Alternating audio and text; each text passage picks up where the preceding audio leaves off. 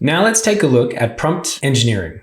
A well-written prompt can elicit a good response from a large language model, and a poorly written prompt can sometimes leave some of the performance that large language model has to provide on the table. We want to make sure that we're using the best practices for using our prompts, and in this particular situation, we need a systematic approach so that we can summarize all of our articles one by one.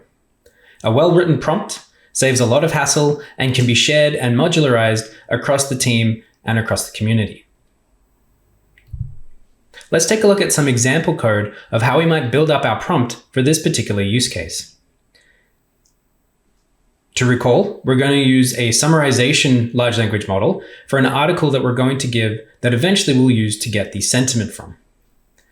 We're going to start with a summary prompt template as the article needs to be summarized, and we're going to build this template in step by step. We give the large language model a task description. So we're telling it to summarize the following article, paying close attention to emotive phrases. That second clause is there because we want to make sure that we're looking for sentiment, maybe less than factual information. We see the curly braces there define the variable that we'll be inputting later on. That input will be the text of the article that we want to summarize. Finally, we give the summary and colon so that it knows that it has to start producing the summary as the output. This implies that we're using a generative large language model instead of the classification model that we also discussed in the primer. The next step then would be to create a prompt template. We're using some of the syntax here from LangChain, but if you have a different prompt library that you're working with, you'll see something similar. We'll give the prompt template that we just created a moment ago, and we'll define the input variables. We'll call that article so that it's consistent with the one that we put in the template. We then have an instance of our prompt template using the summary prompt to store that. And then finally, if we have an article that we'll call my_article, we'll set that to be the input variable for this new summary prompt.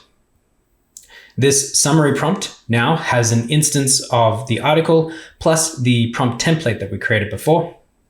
We could then pass this to our summary large language model and produce a summarization of that article, which would hopefully pay close attention to emotive phrases in that article.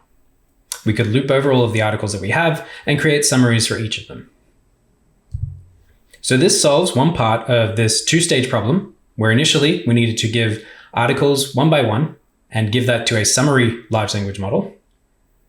But now we need to think about the output of that summary large language model so that it can be the input to a sentiment analysis large language model.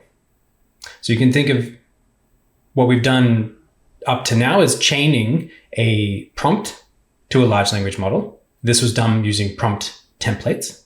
And now we need to chain one large language model with another large language model. And so we'll delve into the world of LLM chains in the next video.